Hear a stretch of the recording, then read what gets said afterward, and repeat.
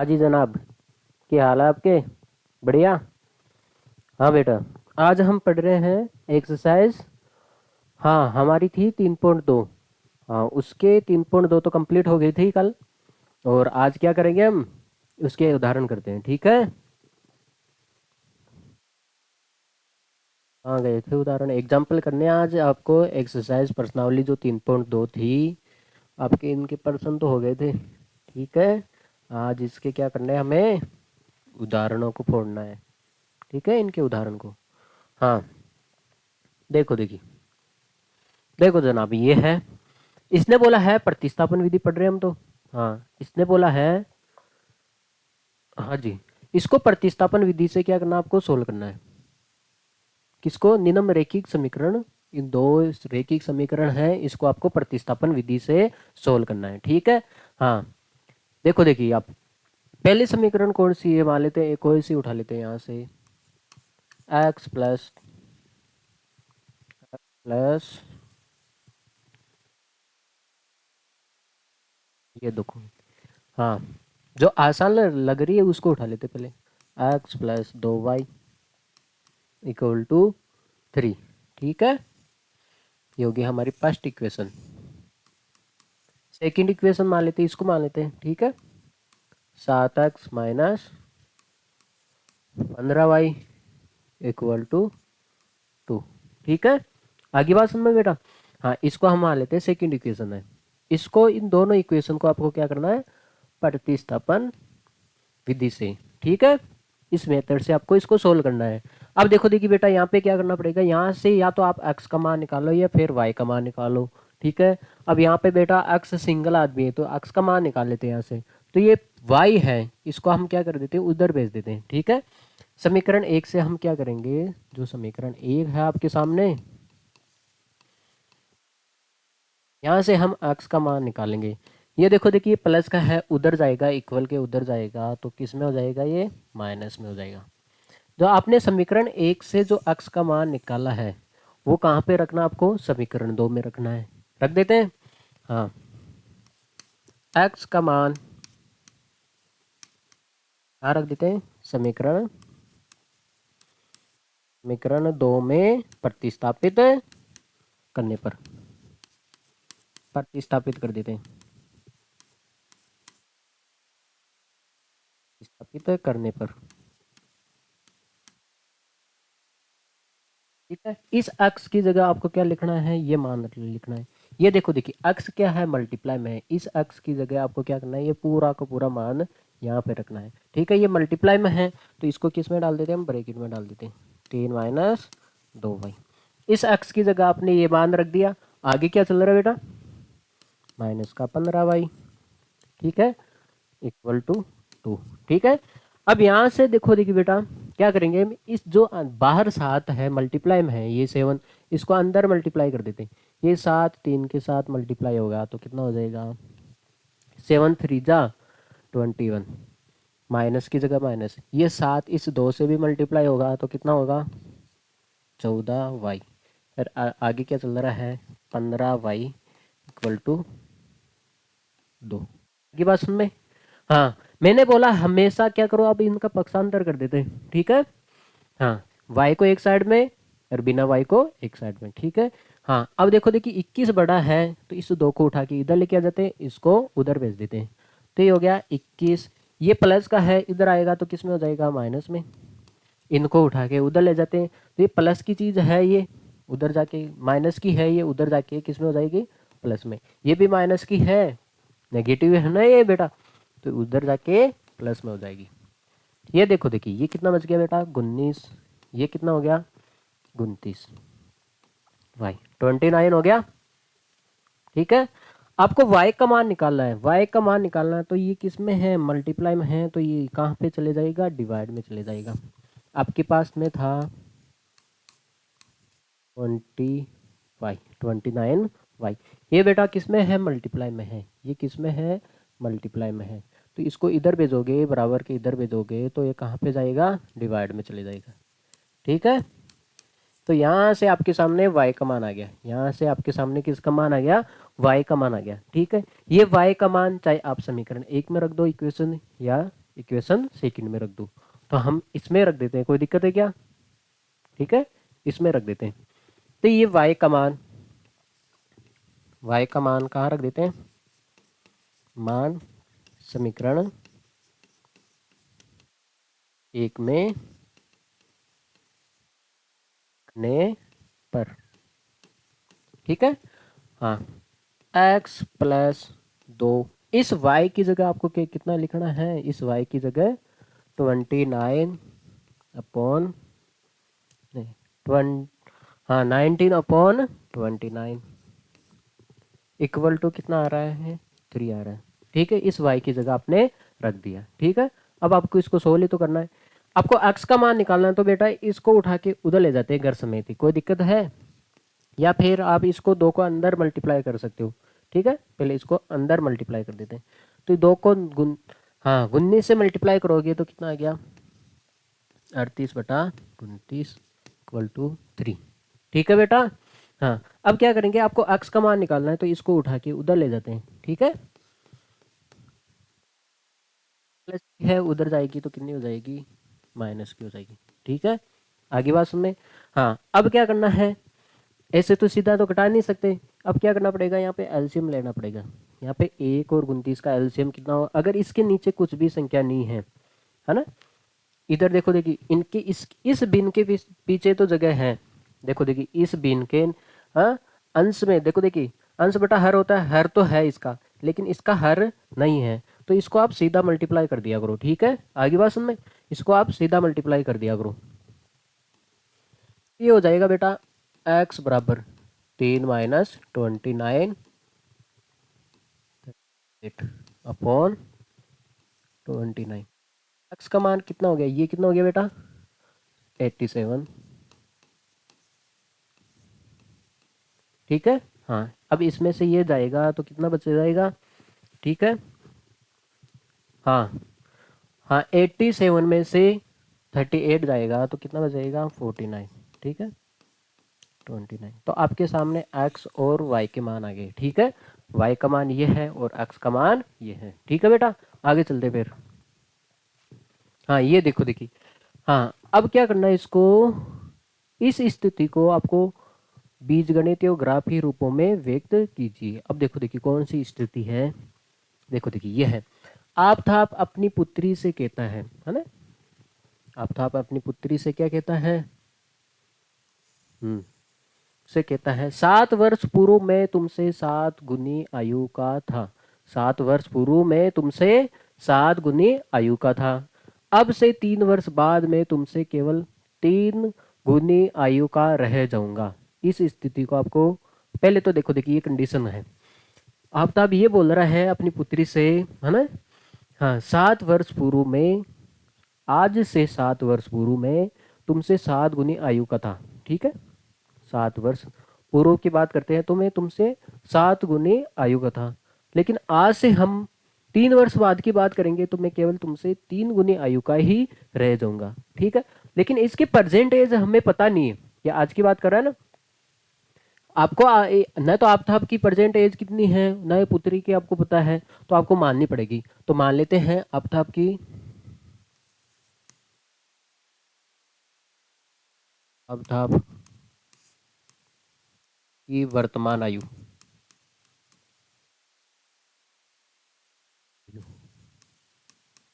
कितनी मान लेते हैं? x वर्ष मान लेते हैं, कितनी मान लेते हैं?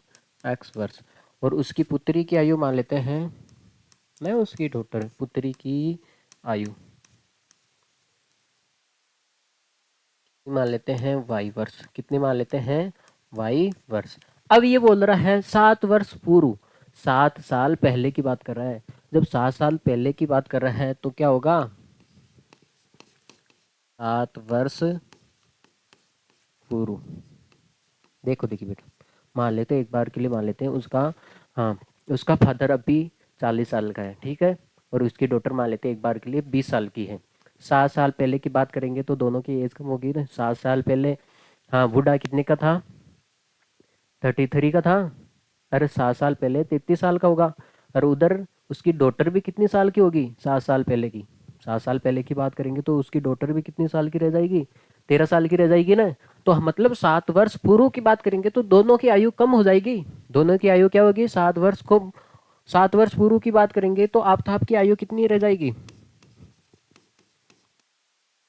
हाँ, अभी तो अब 7 आफताब की आयु कितनी हो जाएगी। अभी तो बेटा वो 8 साल का है। 7 वर्ष पूर्व की बात करेंगे तो 7 कम करोगे बेटा अभी, और उसकी पुत्री की आयु कितनी हो जाएगी।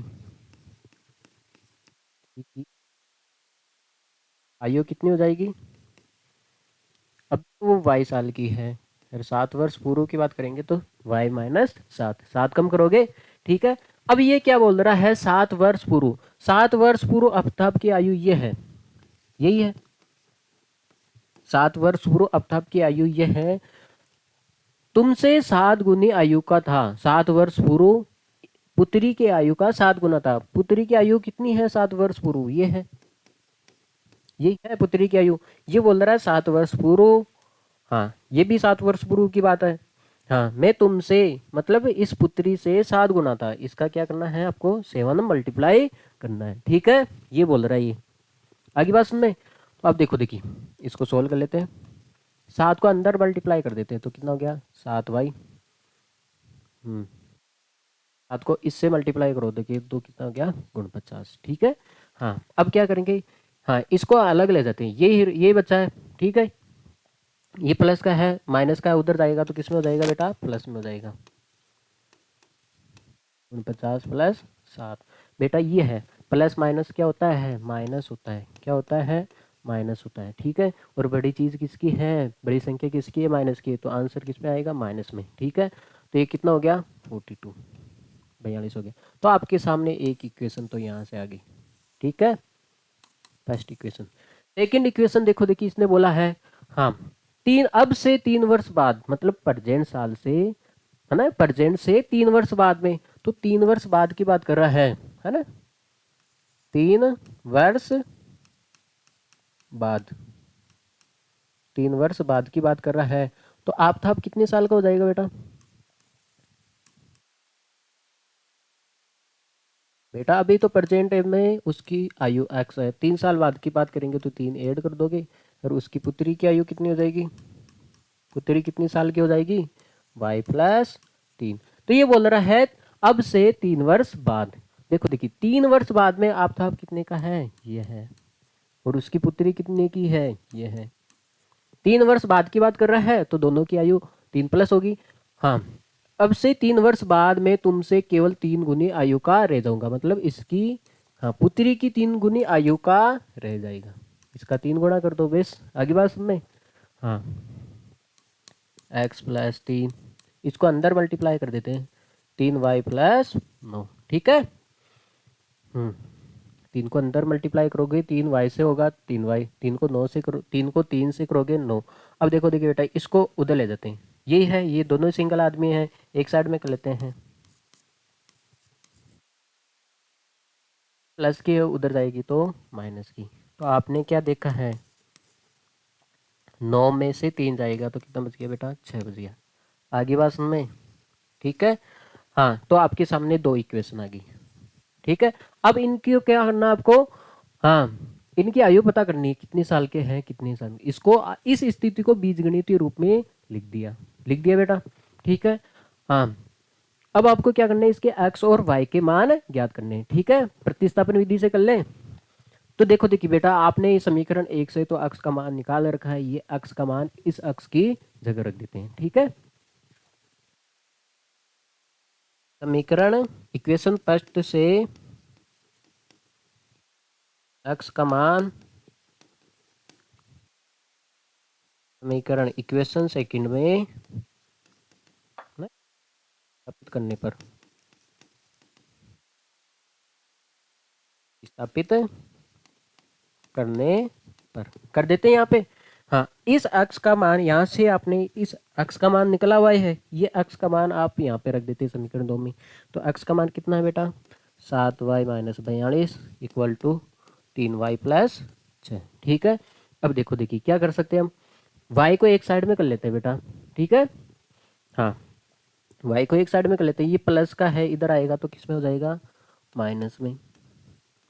इसको रह जाते इधर 6। ठीक है, ये माइनस का है, उधर जाएगा तो किस में हो गया, प्लस में।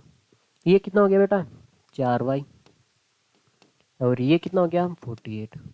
ठीक है, तो y का मान निकाल ले, ये 4 मल्टीप्लाई में है तो कहाँ जाएगा, ये डिवाइड में जाएगा। ये 4 मल्टीप्लाई में है तो ये कहाँ जाएगा बेटा, डिवाइड में। 48/4, तो y का मान कितना आ गया, 48 में 4 का डिवाइड कितनी बार जाएगा, 12 बार। ठीक है, आगे बात सुन में। तो y क्या है, y है आपकी उस पुत्री की आयु है। तो पुत्री की आयु कितनी साल की होगी, पुत्री कितनी साल की है, 12 साल की। ठीक है, यह y का मान चाहे समीकरण 1 में रख दो चाहे समीकरण 2 में रख दे, तो समीकरण 2 में रख दे, यहाँ पे आसान पड़ेगा। ठीक है, यहाँ पे रख देते हैं y का मान, समीकरण कहाँ रख देते हैं, 2 में रखने पर रख देते हैं यहाँ पे x बराबर 3। y की जगह कितना लिखना है आपको, 12 लिखना है। ठीक है, गुणा 12 प्लस 6।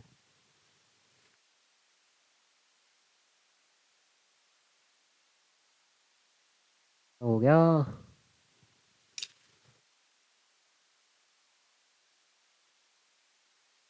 y का मान यहाँ पे रख देते हैं, देखो देखिए कहाँ रखना है, यहाँ पे 12 रखना है आपको। ठीक है, 3 गुणा 12 प्लस 6। ठीक है, तो x का मान कितना हो गया, 36 प्लस 6 कितना हो गया, x का मान कितना आ गया, 42। x का मान कितना आ गया, 42। तो ये x क्या है, आफताब की आयु। x क्या है, आफताब की आयु।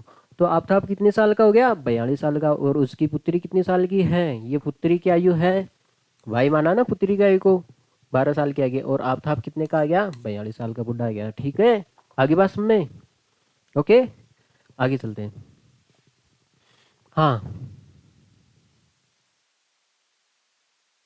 आ गया ये,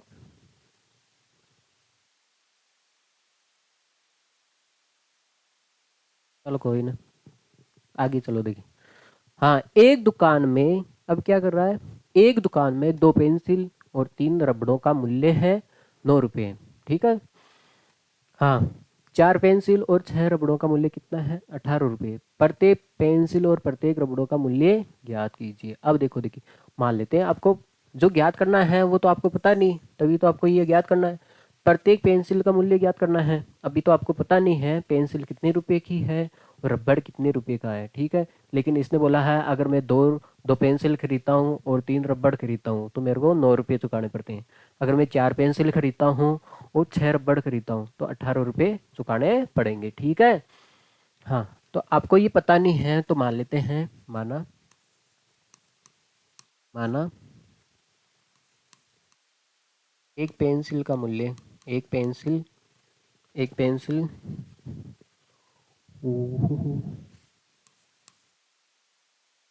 एक पेंसिल का मूल्य मान लेते हैं, एक पेंसिल का मूल्य मान लेते हैं x रुपये, है ना। और एक रबड़ का मूल्य भी मान लेते हैं हम, एक रबड़ का मूल्य कितना मान लेते हैं, y रुपये। अब ये बोल रहा है 2 पेंसिल, तो बेटा एक पेंसिल का मूल्य x है तो 2 पेंसिल का कितना हो जाएगा, 2x हो जाएगा। प्लस 3 रबड़, एक रबड़ का मूल्य y रुपये है तो 3 का कितना हो जाएगा, 3y। इनका मूल्य कितना आ रहा है, 9। तो आपके सामने एक इक्वेशन तो ये आ गई। ठीक है, फर्स्ट इक्वेशन। सेकंड क्या कंडीशन बोल रहा है, ये बोल रहा है 4 पेंसिल। बेटा एक पेंसिल का मूल्य x रुपये है, एक पेंसिल का मूल्य x रुपये है तो 4 का कितना हो जाएगा, 4x। कितना हो जाएगा, 4x प्लस, हाँ, एक रबड़ का मूल्य आपने y माना था, एक रबड़ का मूल्य y माना था तो 6 रबड़ों का मूल्य कितना हो जाएगा, 6y। इन दोनों का मूल्य कितना है, 18। ये आपके पास होगी इक्वेशन सेकंड होगी, ये होगी इक्वेशन सेकंड होगी। ठीक है, अब क्या करना है, इसको प्रतिस्थापन विधि से क्या करना है, सोल्व करना है। यहाँ से x का मान निकाल लेते हैं, वहां पे रख देते हैं। ठीक है, तो पहले तो ये प्लस का है, समीकरण 1 से निकाल रहे हैं हम, 1 से है, प्लस का है, उधर जाएगा तो किस में हो जाएगा, माइनस में। किस में हो जाएगा ये, आपको x का मान निकालना है, इस 2 को कहाँ भेज देते हैं, डिवाइड में भेज देते हैं। कहाँ भेज दें, इस 2 को, मल्टीप्लाई में है ये 2, तो कहाँ चले जाएगा, डिवाइड में। यहाँ से आपने x का मान निकाला है, ये जो x का मान है, x का मान कहाँ रख देते हैं, x का मान समीकरण कहाँ रख देते हैं, 2 में। क्या कर दें, प्रतिस्थापित, प्रतिस्थापित करने पर, ठीक है बेटा, समीकरण 2 में प्रतिस्थापित कर देते हैं। इस x की जगह आपको क्या लिखना है, इस x की जगह आपको ये लिखना है 9 माइनस 3y अपॉन 2, ठीक है, प्लस का 6y इक्वल टू 18, ठीक है। अब क्या कर सकते हैं, देखो देखिए बेटा, मल्टीप्लाई में चीज़ें कटती है, ये देखो देखिए, ये मल्टीप्लाई में है, ये क्या है, मल्टीप्लाई में है, ठीक है, ये मल्टीप्लाई में है, तो ये इससे ये कट जाएगा, 2 का भाग जाता है 4 में, कितनी बारी, 2 बारी, ये 2 बचा, इस 2 को अंदर मल्टीप्लाई कर सकते हो, 2 को 9 से करोगे तो 18, 2 को इससे करोगे तो माइनस का 6y और प्लस का 6y इक्वल टू 18, ये क्या हो गया, हाँ, ये तो दोनों कट गए, प्लस और माइनस के, प्लस और माइनस के तो कट गए, ये दोनों बराबर ही है बेटा, 6y में से प्लस का 6 में से माइनस का 6 जाएगा तो 0 बच गया, तो 18 बराबर 18, तो इसका मतलब क्या हो गया, ये आपने x का मान निकाला है, ये x का मान यहाँ पे रखा है, तो y का मान आना चाहिए, y तो कट गया, गायब ही हो गया, ठीक है। तो क्या समझे आप बेटा, ये दोनों इक्वेशन एक ही है, दोनों इक्वेशन क्या है, एक ही है। देखो देखिए, इसको 2 से मल्टीप्लाई कर दिया, बेस कुछ नहीं है, इसको 2 से मल्टीप्लाई कर दिया, पूरी इक्वेशन को 2 से करोगे तो ये 4 हो जाएगा, ये 6 हो जाएगा और ये 18 हो जाएगा, दोनों इक्वेशन एक ही है। इसका मतलब क्या हो गया, आप जो x का मान निकाल रहे हो जी, ये x का मान वापस इसी में रख रहे हो, क्योंकि ये इक्वेशन भी क्या है, सेम ही तो है बेटा, इसमें रखना चाहिए, इसमें रखना, तो ये 0 बना देता का, 0 बना देगा ना इसको, हाँ। तो इस स्थिति में x और y के मान नहीं निकाल सकते, ठीक है, आगे बात में, तो यहाँ पे लिखना पड़ेगा, तो है इस स्थिति में, इस स्थिति में, इस स्थिति में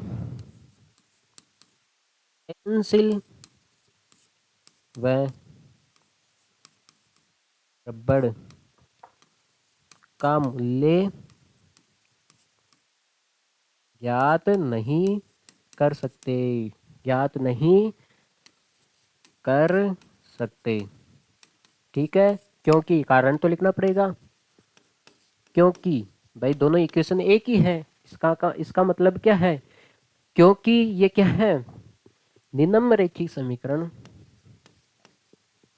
निम्न रैखिक समीकरण,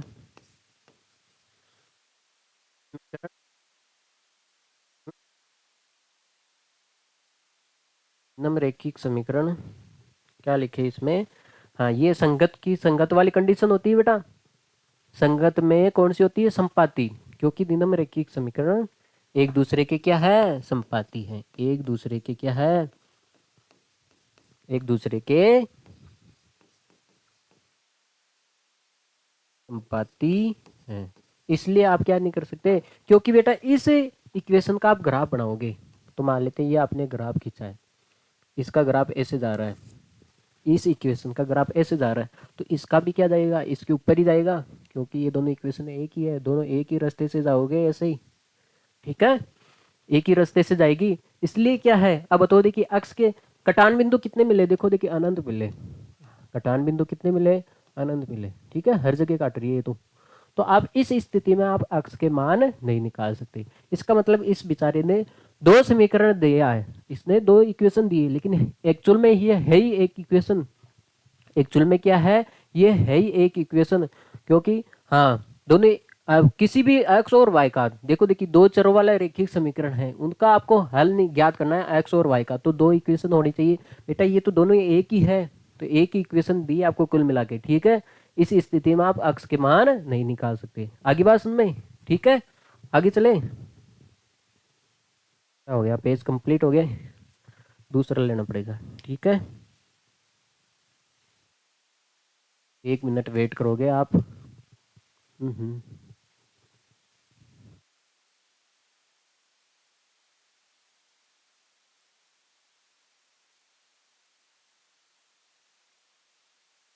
हाँ बेटा, इसका आज का लास्ट एग्जाम्पल है, ये उदाहरण है, ठीक है। देखिएगा जनाब।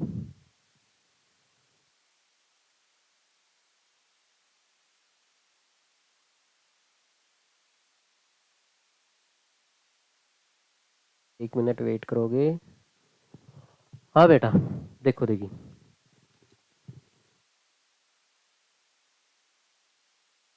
खुल जा भाई, खुल जा। हाँ, खुल गया। ओके, ठीक है।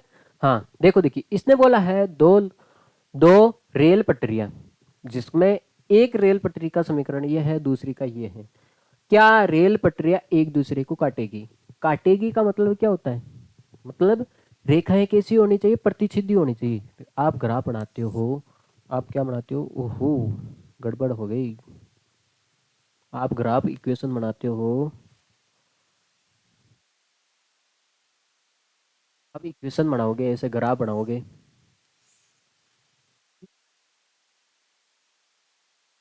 टक टक टक, अब ऐसे ग्राफ बनाओगे बेटा, ऐसे ग्राफ बनाओगे, तो इसका मतलब है एक रेखा ऐसे जा रही है तो दूसरी रेखा ऐसे, तो काटेगी, तभी काटेगी। मतलब रेखाएं कैसी होनी चाहिए?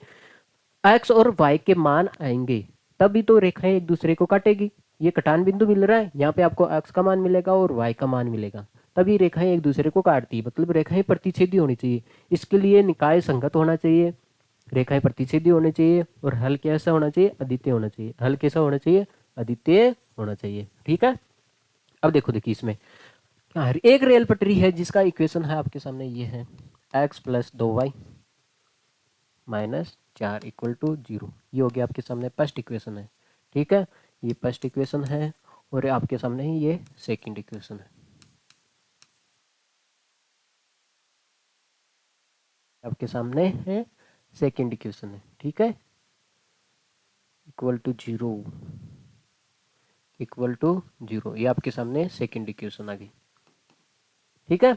ये बोल रहा है क्या ये रेल पटरियां एक दूसरे को काटेगी? इसका मतलब है एक्स और वाई का मान आ गया, तो मतलब है ये एक दूसरे को काटेगी, ठीक है। अब देखो देखिए, समीकरण फर्स्ट से हम किसका मान निकाले? एक्स का मान निकाले। हाँ, निकाल लेते हैं। एक मिनट रुकना, देखिए।